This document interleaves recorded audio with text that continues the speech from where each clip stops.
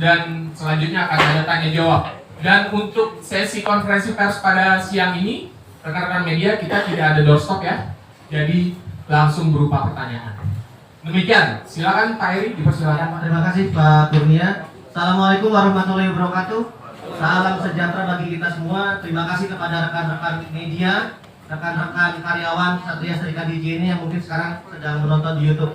Pertama-tama saya mengucapkan mohon maaf kepada seluruh ya stakeholder yang kemarin mungkin selama seminggu ini melihat kegaduhan, tetapi kami pikir ini mungkin saat yang tepat untuk kita memberikan hak jawab yang nanti akan diwakili oleh kuasa hakim kami, Bapak Hotman Paris. Pertama saya ingin menjelaskan, kami adalah sebuah perusahaan asli Indonesia yang didirikan sejak tahun 1990 oleh almarhum Bapak Haji Suprapto Suparno, dan dalam menjalankan bisnis beliau selalu mengedepankan nilai-nilai yang berbagi, memberi dan menyantuni, dan saling menghargai baik kepada seluruh pihak internal maupun eksternal perusahaan. Sebagai perusahaan nasional yang bergerak di bidang jasa kurir dan ekspres logistik, JNE terus berkomitmen memberikan pelayanan terbaik kepada seluruh pelanggan masyarakat serta pemerintah. Oleh karena itu, sebagai bentuk dukungan terhadap hal tersebut, JNE mendukung program pemerintah dalam proses distribusi beras bantuan sosial yang diberikan kepada masyarakat bekerja sama dengan pihak terkait. Saat pandemi, perusahaan bersama seluruh stakeholder dan pihak terkait ya, tidak hanya beras, tetapi kami juga melakukan penanggulangan pandemi COVID, mulai dari pengiriman masker, tabung oksigen, hingga alat-alat kesehatan. Serta perusahaan juga membantu upaya pemerintah dalam penanggulangan COVID dengan melakukan kegiatan vaksinasi hampir di seluruh cabang di Indonesia, di cabang JNE, dan bekerja sama dengan masyarakat serta pemerintah setempat. Selain itu, perusahaan juga memberikan donasi bekerja sama dengan beberapa pihak untuk mendukung pemerintah dan masyarakat. Konteksnya dalam upaya pemulihan ekonomi, ini juga kita bekerja sama dengan banyak sekali UKM-UKM yang sekarang menjadi tulang punggung kebangkitan ekonomi Indonesia. Sesuai nilai perusahaan, berbagi, memberi, dan menyantuni, dan selalu mendukung penanggulangan COVID dan upaya pemulihan ekonomi, perusahaan sangat aktif dalam bidang kemanusiaan, baik kepedulian terhadap anak yatim, fakir miskin dan duafa, serta bencana. Sehingga sesuai tagline kami Bapak Ibu, Connecting Happiness, itu merupakan sebuah... Oke, selamat siang semua rekan-rekan media. Selamat siang semua rekan media. Saya Hotman Paris sebagai kuasa hukum dari JNE didampingi dua asisten saya yang di belakang. Yang satu Frank, anak saya kandung, pengacara juga. Yang ini Ista juga pengacara. Oke, inti pokok dari kenapa kami mengundang bapak-bapak adalah karena JNE ini sudah menjadi korban fitnahan. JNE tidak pernah menimbun beras. JNE membuang beras milik JNE yang sudah rusak. Ingat itu, JNE membuang beras yang sudah rusak, dimasukkan di dalam tanah. Kalau memang tujuannya untuk menimbun, untuk mendapatkan keuntungan, masa ditumpahkan begitu? Ya. Sebelum kita ke detailnya, kita lihat dulu, ada videonya nggak? Coba videonya dulu bagaimana beras itu sebagian besar dicurahkan gitu loh. Ya, coba lihat aja tuh. Ya, nah itu. Itulah pada waktu pembuangan.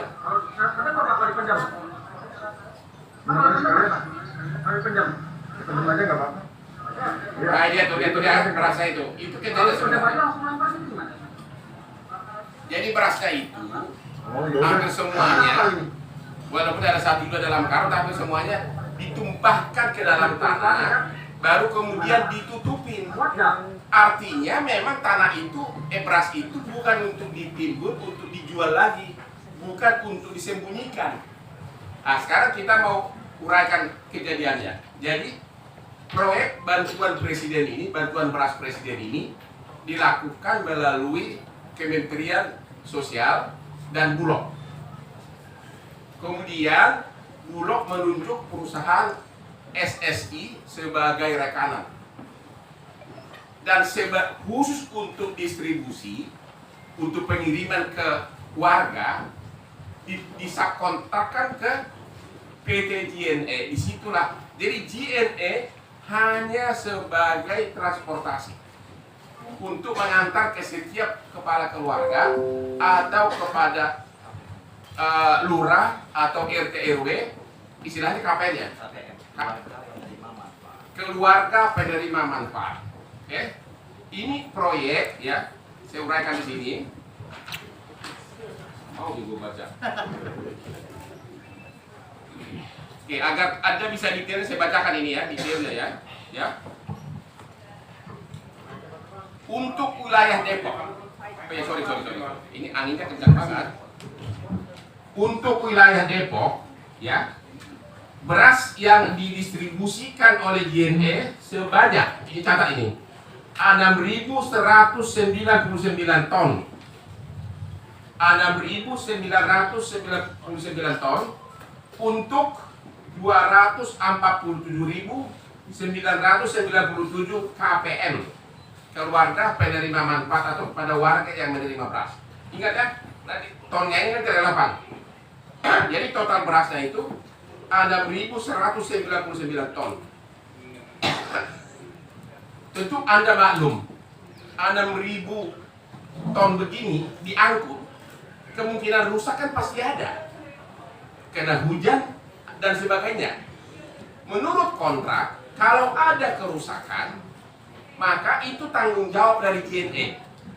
JNE harus mengganti dengan beras baru.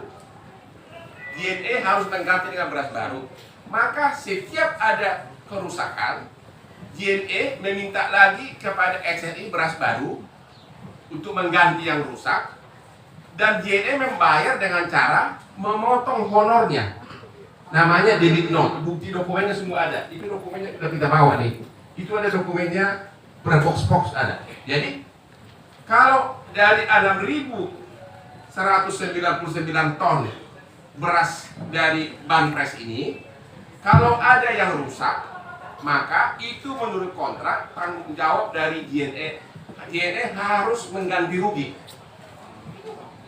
Dan rakyat nggak boleh dirugikan. Caranya, JNE minta lagi beras tambahan, mengganti beras yang rusak, dan itu disampaikan ke keluarga penerima manfaat.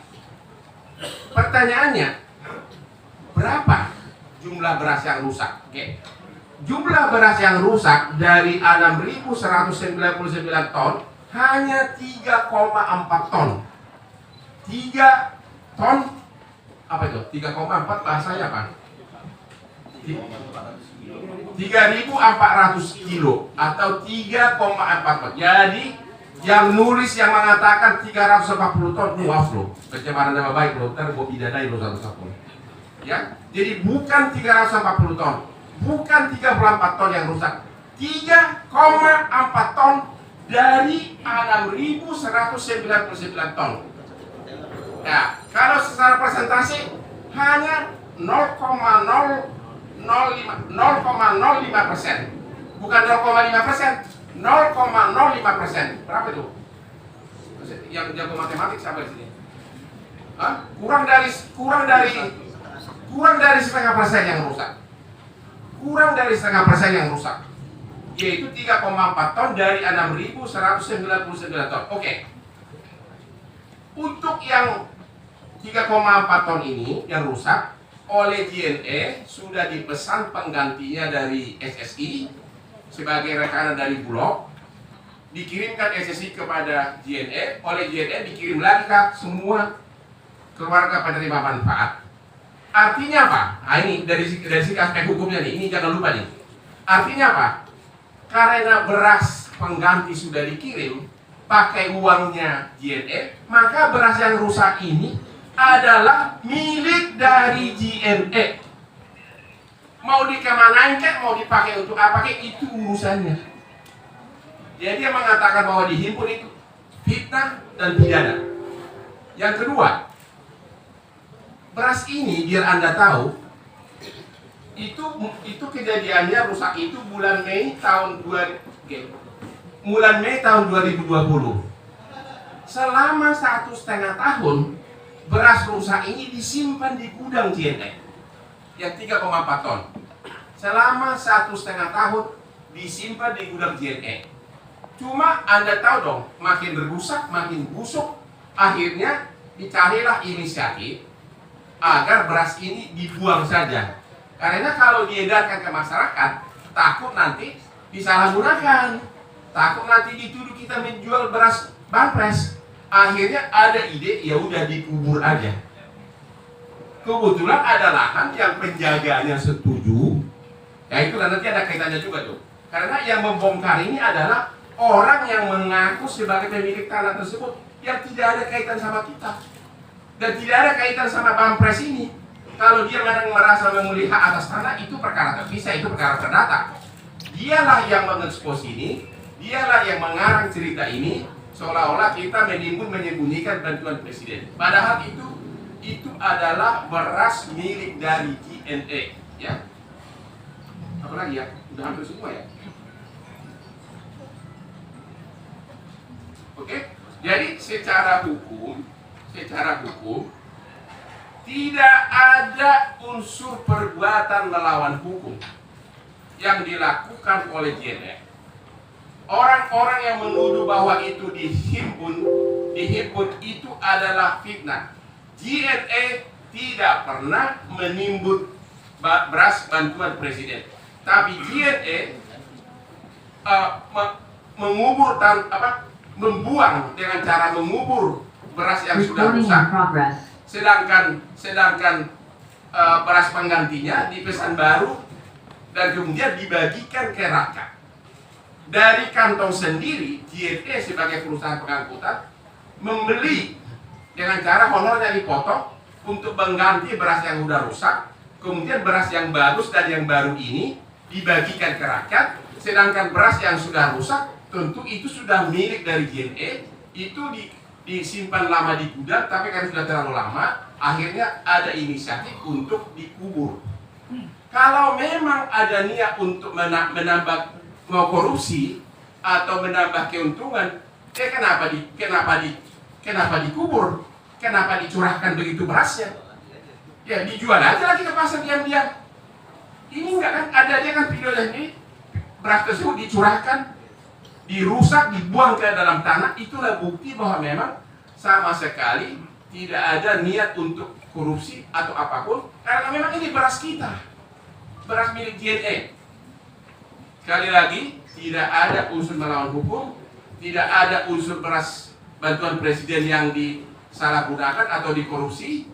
Rakyat semua sudah mendapatkan haknya. Coba diangkat dulu satu ke meja. Coba. Angkat ya, coba angkat ini. Inilah buktinya semua. Coba. Ini Pak, taruh sini semua, ya. Ini adalah 247.997 KPM. Ini ada semua. Bikin box saya ke depan semua. Angkat semua, Bos. Ya. Nah, itu dia contohnya. Ini semua tanda tangan dari ini nih. Ini ada semua tanda tangan rakyat penerima nih. Nih.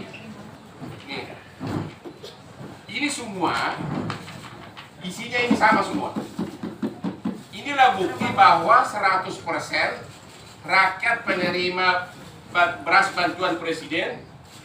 Inilah bukti bahwa 100% rakyat KPF, keluarga penerima manfaat atau rakyat penerima beras ini sudah menerima semuanya nih.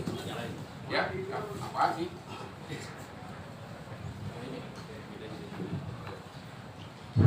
Sekali lagi, inilah bukti bahwa 247.997 rakyat KPF penerima manfaat ini telah menerima beras bantuan presiden, dan ini adalah box ini semua tanda tangan ini.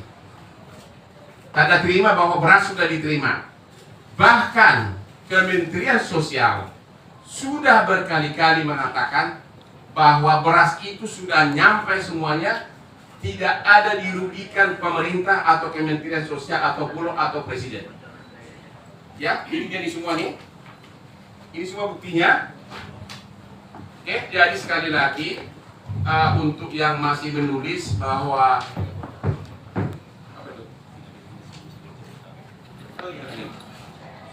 Dan sekali lagi, DNA ini hanya untuk Jabodetabek, ya. Kalau ada fitnahan ke Sumatera kemana-mana itu nggak benar. Dan hanya beras. Ada yang menggosipkan telur mie, itu fitnah. Sekali lagi, kenapa kasus ini meledak? Ternyata ada oknum inisial R yang merasa mengaku pemilik tanah tersebut, dan dia sudah lama bermasalah dengan siapa yang berwenang atas tanah tersebut. Dan kemudian akhirnya dia tahu ada beras yang sudah rusak ditimbun di sini. Itulah dibuka ke permukaan agar viral, agar mendapat perhatian. Sekali lagi, kita JNE tidak merasa sebagai pemilik atas tanah tersebut. Mau diambil itu tanahnya terserah, mau mereka berperkara serah. Ya, kita hanya meminjam waktu itu oleh petugas yang menguasai tanah.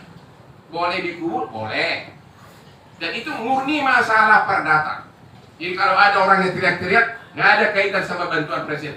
Dia pakai fitnahan bantuan presiden ini agar kasus perdatanya mencuat. Itu fitnah, orang itu akan kita laporin. Maka ini somasi juga, siapapun orangnya, ya.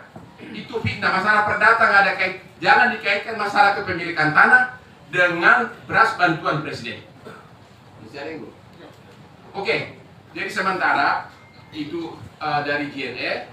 Sekali lagi, pointernya adalah satu, beras yang dibagikan, tugas dari JNE adalah membagikan beras 6.199 ton, yang rusak cuma 3,4 ton atau 0,05%. Yang rusak itu sudah diganti dengan beras yang baru, dikirimkan ke rakyat. Beras yang rusak menjadi milik JNE, kemudian oleh JNE disimpan di gudang lama, baru kemudian sesudah setahun lebih baru dibuang. Jadi JNE sama saja membuang dia punya beras sendiri, atau sama saja kalau saya membuang berlian buah ini, siapa yang ribut? Ini kan milik saya. Jadi memang Indonesia ini paling jago bikin fitnah kan. Terima kasih, kalau ada pertanyaan silakan.